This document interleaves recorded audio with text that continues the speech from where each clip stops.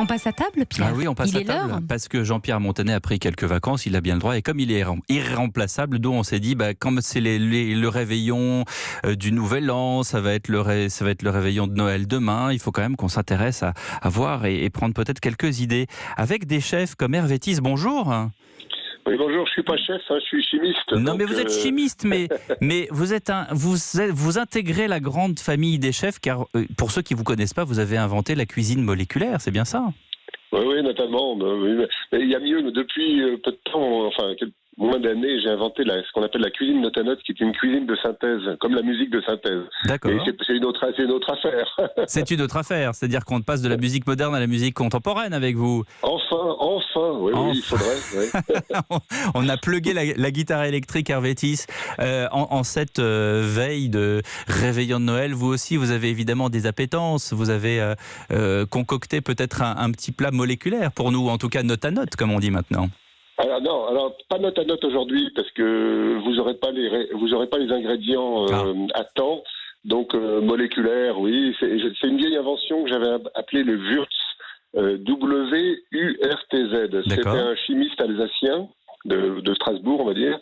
Et c'est lui qui a créé ce qu'on appelle l'agro, l'Institut National Agronomique. Parce que à l'époque, la vraie question de la chimie, c'était l'agriculture, les engrais. Donc aujourd'hui, c'est redevenu la chimie qui est la vraie question de l'agriculture. Non pas à cause du glyphosate, mais plutôt parce qu'il y a des modifications génétiques des plantes. Oui. Et donc la chimie est toujours présente. Et la chimie, c'est pas un truc qui pue, qui pète, qui empoisonne et qui pollue. C'est au contraire une science qui vous permet de cuisiner. Alors je vous donne la recette du Wurtz. Oui. Alors, si vous n'avez pas beaucoup d'argent, vous achetez des crevettes. Si vous avez un peu plus, vous prenez des langoustines, mais le principe restera le même. Vous les décortiquez.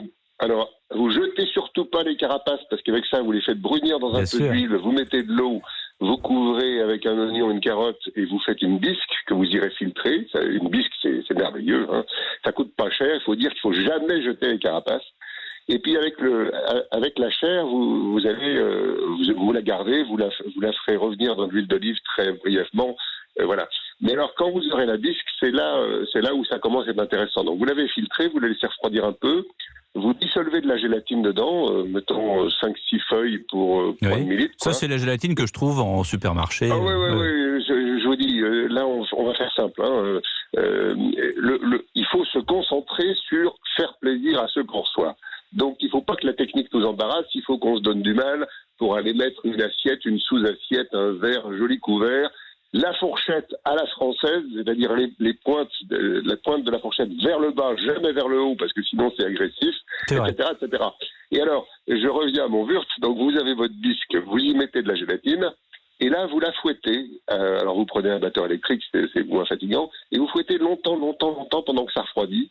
Vous allez avoir des litres et des litres de mousse que vous mettez au frigo, et cette mousse va prendre. Alors vous allez ensuite en faire des jolies quenelles, vous les mettez dans un bol, vous mettez votre chair que vous avez juste donc fait revenir avec un peu d'huile d'olive, et vous avez une entrée merveilleuse. Enfin, vous voyez, cette mousse, ce Wurtz, il est très soyeux, comme c'est beaucoup plus léger qu'une guimauve, c'est une sorte de pâte comme ça, extrêmement appétissante.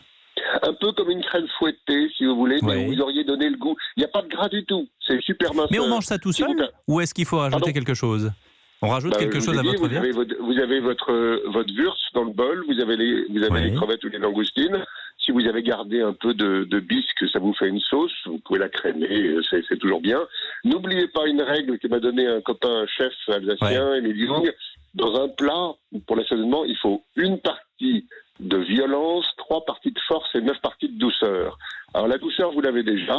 Il vous faut la violence et la force. Alors souvent, la violence, c'est un piment de Cayenne, un piment d'Espelette, quelque chose comme ça. Et puis non, ça c'était la violence. Oui, c'est ce qu'on a dit.